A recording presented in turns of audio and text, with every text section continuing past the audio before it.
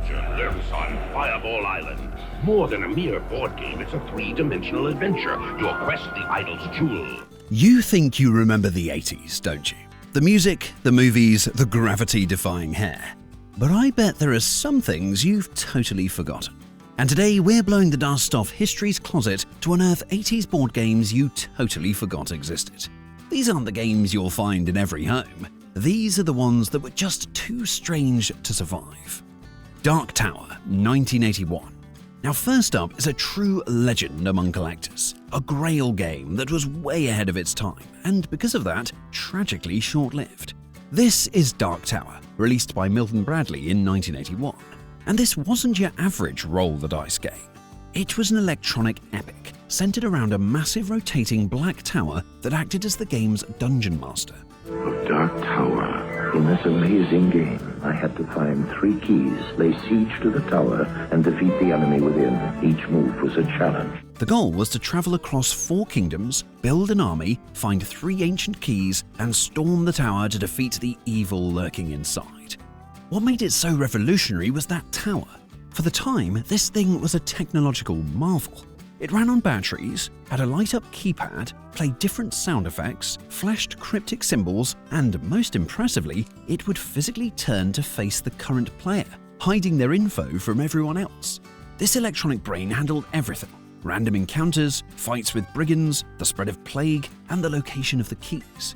You could visit a bazaar to buy supplies, get lost, or be attacked by a dragon, all orchestrated by the tower's little computer. The game even had a TV spot featuring the one and only Orson Welles, which gave it an incredible sense of gravitas. So why did it just vanish? Well, the story is almost as epic as the game. Dark Tower became the subject of a massive lawsuit from 2 independent designers who claimed Milton Bradley had stolen their idea for a game called Triumph. They won, and as a result, Dark Tower was ripped from the shelves after just a couple of years. Its sudden death made it an instant and very expensive collector's item. Fireball Island, 1986. Our next game is a masterclass in pure chaotic fun that cared less about deep strategy and more about spectacle. Get ready for Fireball Island. Milton Bradley published this in 1986 with the perfect tagline: the dimensional adventure game of pitfalls and perils. They meant dimensional. The centerpiece was a huge 3D plastic island with winding paths, rickety bridges, caves, and a giant angry-looking tiki idol named Volcar on the central volcano. The object was a classic treasure hunt. You, the brave adventurer, had to get to Volcar, steal the giant red jewel at his feet, and then book it to the dock to escape. The catch? The island fought back. If you rolled a 1, you didn't move. Instead, you got to launch a fireball, a literal marble from Volcar's head or other vents on the board. You'd aim the idol, drop the marble in, and watch it careen down the plastic tracks, hopefully knocking over your opponents. If you got hit, you were sent back to a smolder pit to lose a turn. And if you were holding the jewel when you got hit, you dropped it right where you stood, making it fair game. Oh, no! Got it! Oh, dog me! And you don't win till you're off Fireball Island, the three-dimensional adventure from Milton Bradley. The game was a symphony of plastic-on-plastic violence. You could get knocked off bridges, take risky shortcuts through caves, and play action cards that let you steal things, or even better, launch a fireball whenever you wanted. It was a high-luck, super interactive game where you could be seconds from winning, only to have your little adventurer sent flying by a well-aimed marble. Despite being popular, it faded away, probably because of its size and all the pieces. The Grape Escape, 1992. Okay, look, this one is technically from 1992, but its DNA is pure 80s gimmickry, and it's just too wonderfully weird to skip. Prepare for the morbidly delightful squish-em, squash-em, squish-em game, The Grape Escape. Now, in this Parker Brothers creation, you weren't just a plastic pawn. You were a grape. A grape you molded yourself out of grape goop, which was basically purple Play-Doh. Your mission was to guide your little grape person through a factory conveyor belt to freedom. The board itself was a bizarre Rube Goldberg-style torture device for your poor grape. It was a factory of horrors. There was a station with a giant boot that stomped your grape flat, a roller that squished it into a pancake, a pair of scissors that tried to snip it in two, and all these contraptions were connected by gears to one big hand crank. The Grape Escape game! take 'em to the factory. Mash 'em, now the history. A little, and now you're a little out of shape. Gameplay was simple: roll and move. But if someone rolled the crank symbol, they got to turn the crank, setting the entire machine in motion and potentially mutilating any grapes on a hazard space. If your grape got squished, cut, or stomped, you had to scoop up its doughy remains, remold it, and start all over. The game was so wonderfully, sadistically tactile.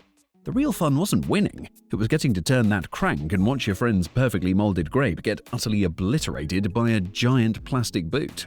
It was messy, it was silly, and it was the kind of gloriously weird concept that could only exist in an era obsessed with gross-out toys. VCR Games, mid to late 80s.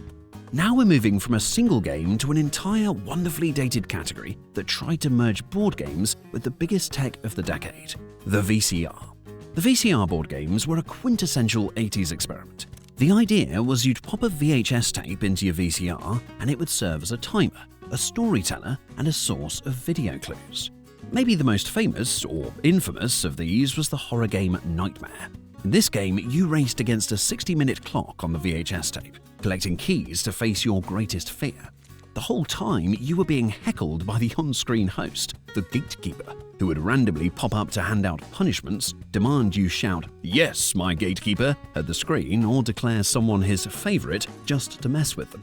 The tech was, of course, very limited. The video was the same every time, but the randomness came from how your dice rolls lined up with the timer on screen.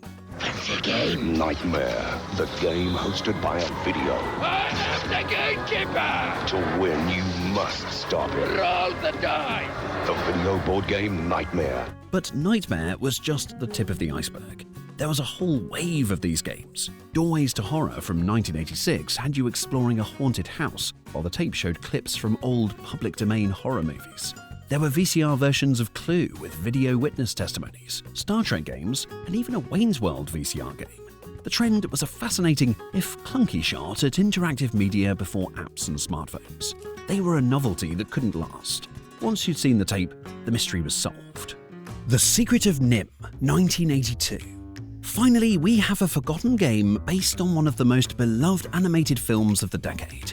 In 1982, the same year Don Bluth's dark, beautiful movie The Secret of Nimh came out, Whitman Games released a board game adaptation. This wasn't just a cheap cash-in, it was a surprisingly faithful, if simple, attempt to capture the film's journey. The goal was to guide your pawn, playing as Mrs. Brisby, from the start to the end to save her family. The game board's path followed the movie's plot, with red spaces that stood for key moments and challenges from the story. To get past these spots, you needed to have the right card in your hand. For instance, to overcome an obstacle, you might need the Jeremy the Crow card or the Great Owl card. The most powerful were the Amulet cards, which could get you past any obstacle and were needed to win the game. The gameplay was a basic spin and move, but the presentation was what made it special. The board was beautifully illustrated with characters and scenes straight from the movie, which was famous for its stunning animation. For kids who loved the film, the game was a way to relive that perilous journey, from escaping the farmer's plough to meeting the mysterious rats of Nimh. But like a lot of licensed games from that time, its simple mechanics didn't offer much replay value for adults, and it's since become a forgotten piece of the movie's legacy. It now exists mostly as a fun curiosity for film buffs and collectors, a forgotten spin-off of a movie that dared to challenge Disney and became a classic. What about you? Are there any bizarre or forgotten board games from your childhood we missed? Let us know in the comments. If you enjoyed it, give this video a like, and if you want to see more dives into forgotten pop culture, be sure to subscribe. Until next time, keep digging through those closets, you never know what you might find.